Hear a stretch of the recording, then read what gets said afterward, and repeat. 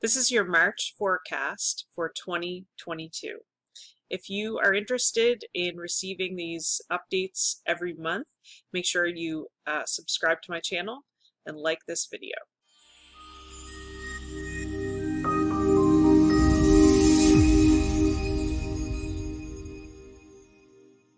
So I wanted to talk to you about the energy for March. We're kind of pulling some of the February energy into the beginning of March. We had this feeling in February like we should be kind of reevaluating where we sit in our relationships and how that reflects upon our own growth and where we are, and really wanting to improve things, I feel like. But there was a lot of energy around conflict in February. So my advice in February was to really try to sink into the heart center and really work from the heart center instead of the head, and really try to pull yourself back, pull back your perspective a bit so you can see things from kind of like a broader view. And I think that that was sort of really good advice for February, but also moving into March, we still have to hang on to that because we're still working together as sort of like a collective to figure out what is happening with this divide between people. So really still thinking about that, pulling yourself into the heart center and seeing that when people behave badly or react badly to something, sometimes it's more connected to their pain. It's about their pain. It's about what they're going through. It's not necessarily about something you have said or done. So I think it's important to understand that we are each triggering each other's reactions in tension and conflict right now. And so it's really important to understand that everyone is entitled to their own belief. And I think that we're in a time in the world where there is this kind of, there's always a struggle over power and control, but we're seeing it play out on the world, in the world stage right now. And seeing what's happening in Ukraine and sending our love and our energy and helping in any way we can is the best thing we can do right now. But also to think about those in power in Russia, think about what has brought them possibly to this place in their life, and to understand that not that we have to extend, ourselves to leaders that are behaving well or acting badly, but just to know that this is all playing out in perfect timing. And in March, we're going to start to see that idea of mysticism show up, that idea of miracles, that miracles can happen, and they can happen through the will, the power, and the love from people. And I think what you're going to see in Ukraine is this outpouring of love for their country and what they've created in the past, 30 years. And they've worked very hard. So I think we're going to see the people rise up. It'll be sort of like power of the people and power of the heart and love for each other. So let's all band together and hope for that miracle for Ukraine right now. The other thing we're going to see is masks that we wear as protection. We wear as a way of operating in the world. We wear them as a way of coping. Those masks are starting to drop away. So you're going to see people that have been maybe in the public eye, or they've been working very hard in certain areas, but not always showing their true self or not acting from a place of authenticity. You're going to see those masks start to drop away. And as the masks drop away, there's going to be some kind of crunchy tension times when we look at trying to deal with people in this sense, because they're very vulnerable. They're not used to being vulnerable. They use the mask as protection.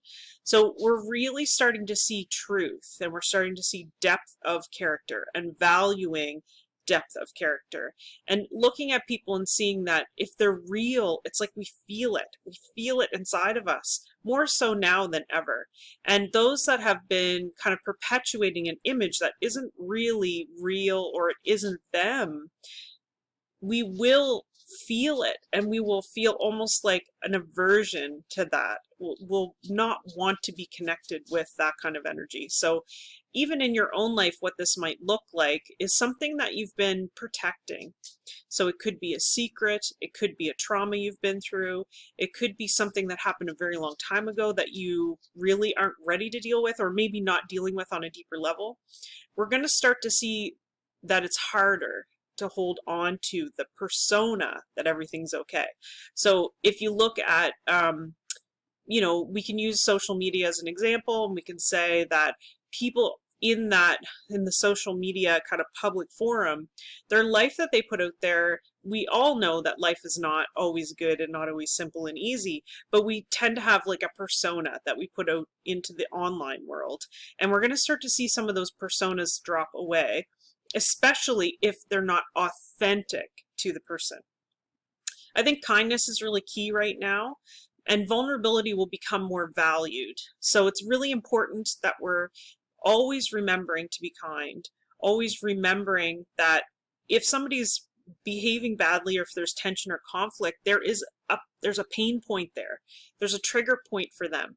And there's a reason why they're behaving that way. And I'm not excusing it. I'm just asking that everybody kind of take a step back and maybe question, be curious. Be curious about why maybe this has caused such an extreme reaction from somebody.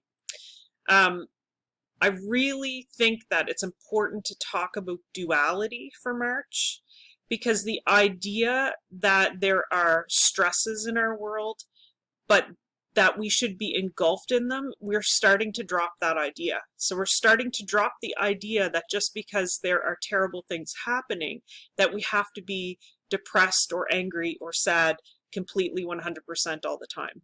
It's not even realistic to just be sad or be depressed or be angry or frustrated all the time. So we're starting to see that there's a light in sadness, that it's okay to find happiness in other areas of our life, even if we're sad. It's okay to feel strong, but also feel like you have weaknesses. And it's okay to be proud. Be proud of where you are in your life, but to feel disappointed in some action that's happening around you.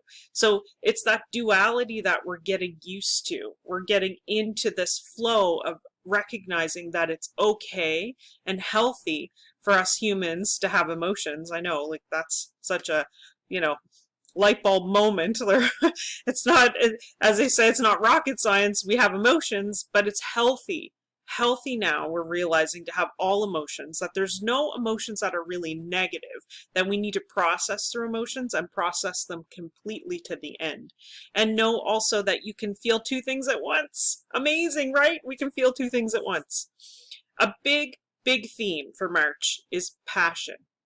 So people will be feeling like, I really want to pursue my passion. And there's a big burst of energy that is pushing us to be productive. So I think it's this feeling, this almost pressure, like, oh my God, I haven't done everything that I'm supposed to do. But you are always in the right place at the right time. Always. It's always imperfect perfection. So when you're on this path and you're looking for your passion, I think you just have to remember that there's right now there's this overlying drive, I want to find my passion. But you don't have to necessarily have a monetized passion, meaning you don't have to place a dollar figure on your passion. So just because your job doesn't maybe in your mind completely line up with what your desires for your life are, what your passion, that's okay. We can have both. Remember the duality. That's where we are right now. We're in this duality type feeling. So you can work and make money, and you can still bring your passion into it if you're not in a place where you're working and making money and in your passion. All those things don't have to happen all together in one place. If you're not sure about what your passion is, there's things that you can ask yourself. This comes from a place normally of us wanting to serve others. So it comes from a place of feeling like, what is meaningful? What's rewarding in my life? What can I do? So I want you to think about there's some questions to kind of nail down your passion. What was your happiest moment in your life? What's the happiest memory you have? Put yourself in that memory, in that feeling.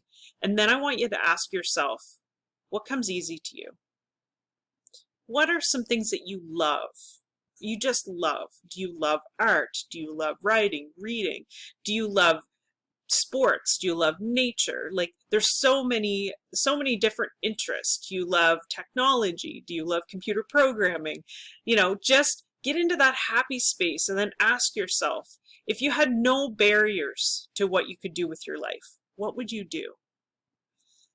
You can also ask yourself, what was I like as a child? What were the things that I liked to do as a child? Because sometimes right around that like 3 years to 5 year mark, that we're sort of like natural. We're just naturally acting. We're naturally doing the things that we love.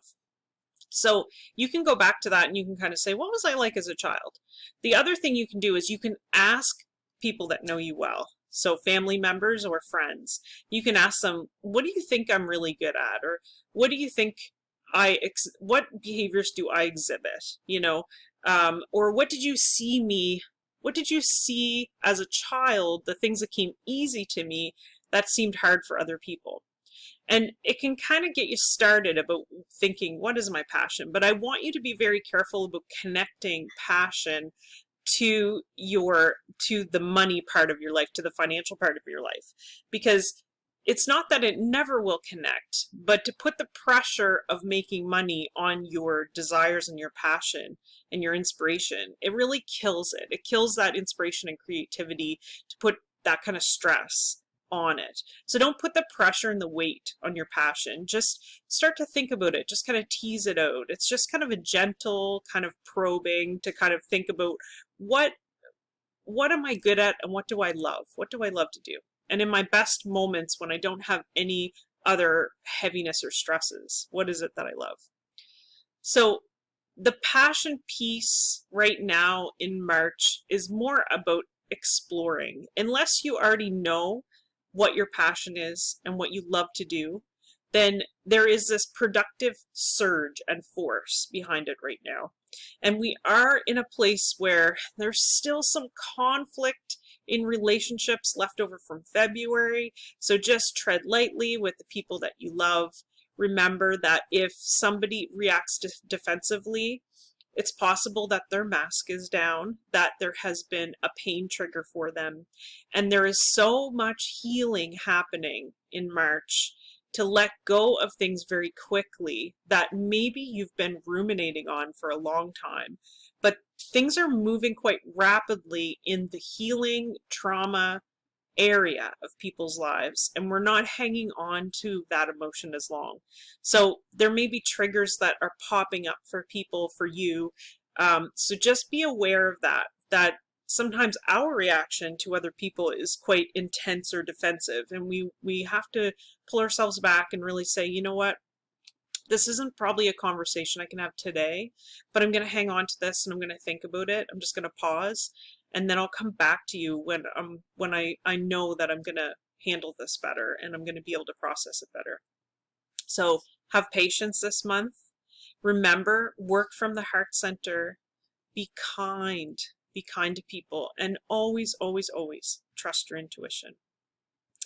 Thank you, and don't forget to like the video, comment, let me know what you think, and subscribe to my channel.